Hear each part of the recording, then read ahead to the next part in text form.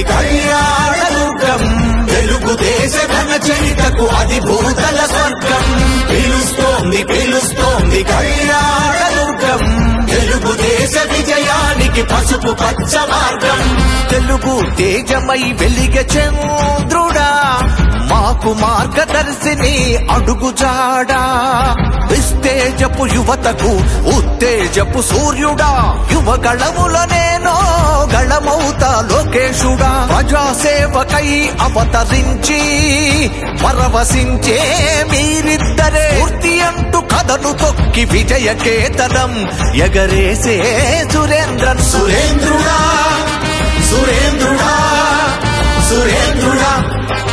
సురేంద్రన్న వేద్దాము సైకిల్కే ఓటు వేద్దాము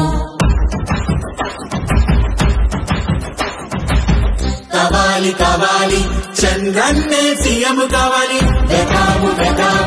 సైకిల్కే ఓటు వేద్దాము కావాలి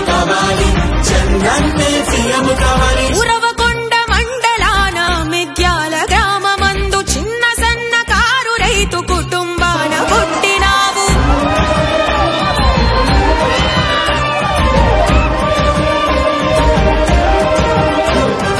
వెనక చర్లలో చదువు మొదలు పెట్టి ఎదిగినావు చదువులతో పాటు ప్రజల కష్టాలను చదివినావు సాటి మనిషి కష్టాలకు స్పందించే సహృదయం రైతులకు ఏదైతే గవర్నమెంట్ నుంచి ప్రభుత్వం నుంచి డబ్బు చెల్లించాల్సిన అవసరం ఏదైతే ఉందో అది చెల్లించిన తర్వాతనే మాకు చెల్లించిన తర్వాత ఎప్పుడైతే చెల్లిస్తారో అప్పుడు మనము నీళ్లు తేవడానికి అవకాశం ఉంది కాబట్టి రాబోయే కాలంలో మన ఇంకా 2 నెలలు 60 రోజులు అంటే జూన్ 6వ తారీఖు 7వ తారీఖు చంద్రబాబు నాయుడు గారు ప్రమాణం చేయడం ఖాయం అందులో భాగంగా ఎప్పుడైతే చంద్రబాబు నాయుడు గారు ప్రమాణం చేస్తారో ఒక 10-15 రోజుల లోపు ఇక్కడ రైతులకు రావాల్సిన ఏదైతే భూమి సంధి నష్టపరిహారం ఉందో అదన్నీ కూడా చెల్లించి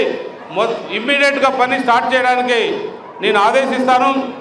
ఖచ్చితంగా మన పని కూడా జరుగుతుంది కాబట్టి 2.5 సంవత్సరాల్లో మనకు నీళ్లు రావడానికి ఎందుకంటే మోటార్ల ద్వారా నీళ్లు కొన్ని చోట్ల పోవాలి కొన్ని చోట్ల గ్రావిటీ ద్వారా పోవాలి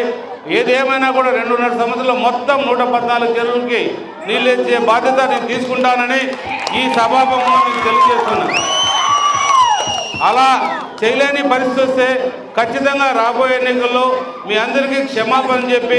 నేను ఈ కళ్యాణదుర్గం ప్రాంతం నుంచి కూడా తప్పుకుంటాను తప్ప ఏదైతే నేను ప్రమాణం చేసి చెప్తున్నానో ఖచ్చితంగా నీళ్ళు ఇచ్చి మీ రుణం తీర్చుకుంటాను ఎందుకంటే ఈరోజు బైటీపీ ప్రాజెక్ట్ నీళ్ళు ఎంత అవసరం అంటే ఎక్కడికి పోయినా నీళ్ళు అడుగుతున్నారు తాగునీరు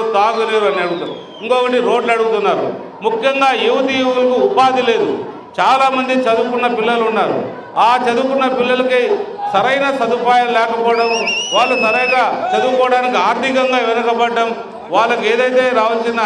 వాళ్ళకి రావాల్సిన అన్నీ కూడా గవర్నమెంట్ నిలబెట్టడంతో పాటు చాలామంది ఇక్కడ ఉన్న యువత కూడా వలసలు వెళ్ళి రకరకాల ప్రాంతాల్లో నాకు తెలిసి కనీసం 20,000 మంది మన బెంగళూరు కావచ్చు హైదరాబాద్ కావచ్చు అనంతపురం ఇతర ప్రాంతాల్లో వాళ్ళు సెటిల్ అయ్యారు ఇక్కడ 20,000 మంది నుంచి అటు పోయారంటే ఎంత వలసలు ఉన్నాయో ఒక్కసారి మనం ఆలోచించగల విషయం ఎంతైనా ఉంది కాబట్టి మా ఒడ్డేరు సోదరిమణులకు ఒకటే చెప్తున్నా అమ్మ ఒకటి మాత్రం గమనించండి మనం మంచి పరిపాలన తీసుకురావాలి ఇక్కడ మన కళ్యాణదుర్గ ప్రాంతాన్ని అభివృద్ధి చేసుకోవాలి మీరు మీ పిల్లలు మన ఒడ్డేర్ల జనాభా కూడా ఇక్కడ అధికంగా ఉంది మీరందరూ కూడా అభివృద్ధి చెందాలంటే మీరు ఒకటి మన సైకిల్ గుర్తు మన రాష్ట్ర అధ్యక్షుడైన జాతీయ అధ్యక్షుడైన చంద్రబాబు నాయుడు గారు మరియు నేను కూడా సైకిల్ పార్టీ అభ్యర్థిగా తెలుగుదేశం పార్టీ అభ్యర్థిగా అమిలేని సురేంద్ర గారు అలాగే మన పార్లమెంట్ సభ్యుడిగా బోయ అంబికా లక్ష్మణ్ గారు వీళ్ళందరూ కూడా ఇక్కడ నేను అంబికా లక్ష్మణ్ గారు ఇద్దరు కూడా పోటీ చేయడం జరిగింది కాబట్టి మీ అమూల్యమైన ఓటు ఏదైతే ఉందో మీరు తెలుగుదేశం పార్టీకి వేయించి తీరుతారని ఆశిస్తూ అలాగే ఒకటి మాత్రం ఖచ్చితంగా చెప్తున్నా మీరు ఈరోజు సమావేశం కావడం నిజంగా నేను అదృష్టంగా భావిస్తున్నా టికెట్ గురించి కూడా అన్నారు ఖచ్చితంగా చంద్రబాబు నాయుడు గారు మీకు న్యాయం చేస్తారు ఆయన ఒక్కసారి మాట చెప్పారంటే ఆయన న్యాయం చేయడం ఖాయమని మీ అందరికీ తెలియజేస్తున్నాను కాబట్టి ఒకటే ఆలోచన చేయండి, మీరందరూ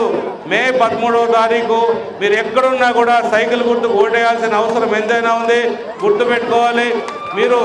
ఎందుకంటే ఎన్టీ రామారావుని మీరు ఎట్లా ప్రేమిస్తారో అంత ప్రేమిస్తారు. ఇప్పుడు మీరందరూ కూడా బాలయ్య బాబు అంటే కూడా చాలా ప్రేమ చూపిస్తారు. కాబట్టి మీరందరూ కూడా సైకిల్ గుర్తుకు ఓటేయాలి. ఈ కూటమిలో భాగస్వాములైన మన పవన్ కళ్యాణ్ గారు, మళ్ళీ నరేంద్ర మోడీ గారు, బీజేపీ పార్టీ గారు అందరికీ పేరు పేరున ధన్యవాదాలు. కాబట్టి మీరందరూ కూడా వచ్చినందుకు ధన్యవాదాలు తెలుపుతున్నా. మీరందరూ కూడా అందరూ ఫోన్ చేసి సేఫ్గా ఇళ్ళకి వెళ్తారని ఆలోచన చేస్తూ